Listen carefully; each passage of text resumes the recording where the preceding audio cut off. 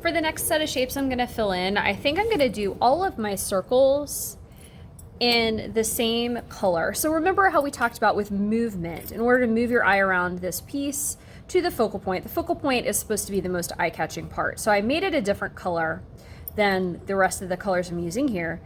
But I'm going to try and use the same colors for all of my circles. And then I'm gonna switch colors and I'm gonna use different colors that are the same for all of my rectangles, okay? So I think I'm gonna do all my circles blue. So I'm gonna start those with you all. And the first thing I'm going to do is I'm going to start my base fade with my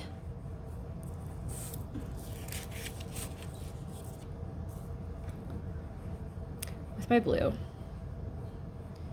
And remember, with this first color, you kind of do a really light circle, and then you gradually press harder and harder and harder. More and more and more and more pressure, and also more of a curve as you go down. So the bottom is the most curve with the most pressure.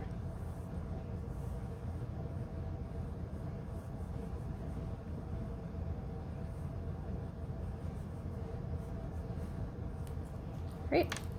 And then I'm gonna go ahead and clean off my white. I forgot to do that. I'm gonna clean it off, and then I'm gonna add the white with pretty hard pressure most of the way down. Remember, I wanna keep that area of pure blue at the top. Okay, so I've cleaned this off.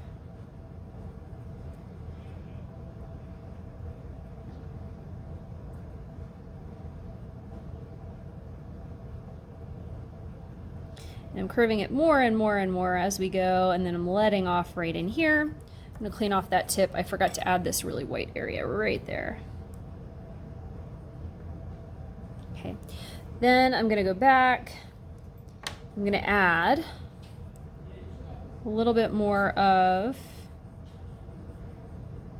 that darker blue in the areas that I need to fill in.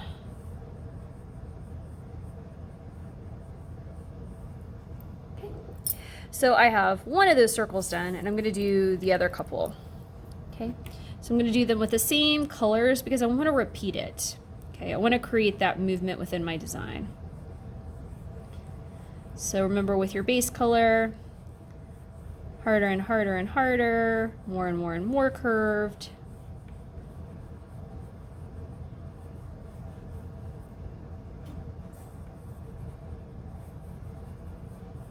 Towards the bottom. Please make sure you're working on a placemat. I am not. I don't have one at the handy, so.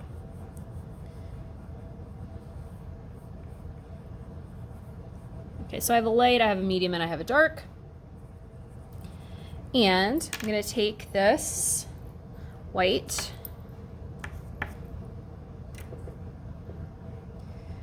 fill it in. I'm starting with a circle, hard pressure from my circle.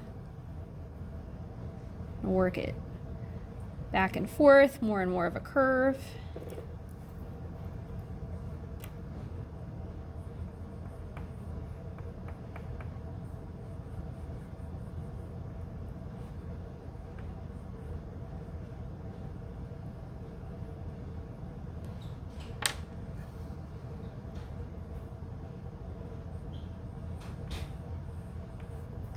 Okay, and then I'm going to fill this in. Any of these patches I'm going to fill in with that color. All right, so this is done. And then if you get these little crumblies here, just tap them off on your clean off paper. That way they don't get all over your piece, okay? At this point, I'm going to cover what I did here so I don't accidentally get my hand in it.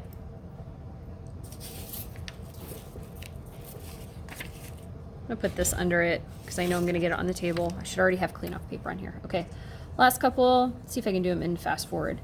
Circle really light, gradually back and forth.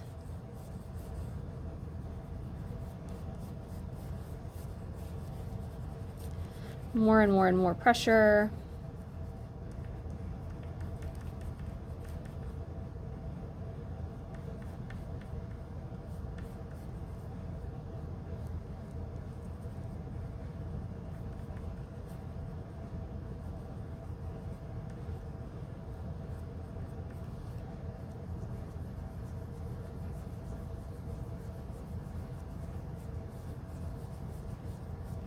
More pressure.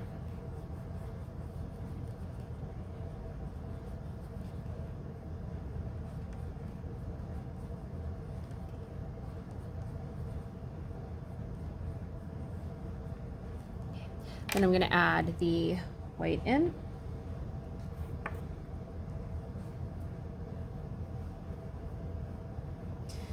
We go back and forth, curving the strokes here. Continue to curve.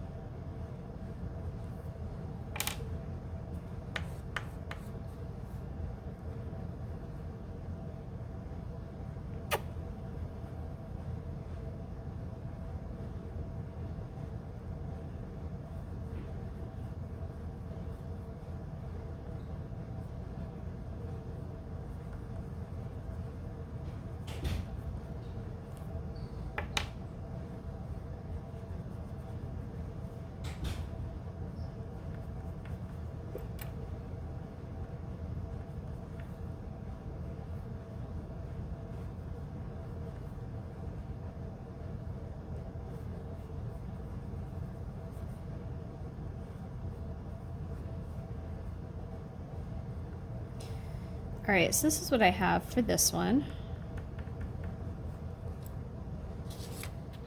It's maybe not my best circle. It was also kind of hard to get there, okay? And then my last one over here is this. In fact, I'm not going to do this one on camera, but see how, and any of these extra crumblies, you can tap these off onto your clean off paper, okay? See how through repeating these color choices, it creates movement, right? So our eye starts here, it might go down around this way, it'll be brought up here by this one. So keeping that color choice consistent for your shape is going to be important for just showing movement within your piece.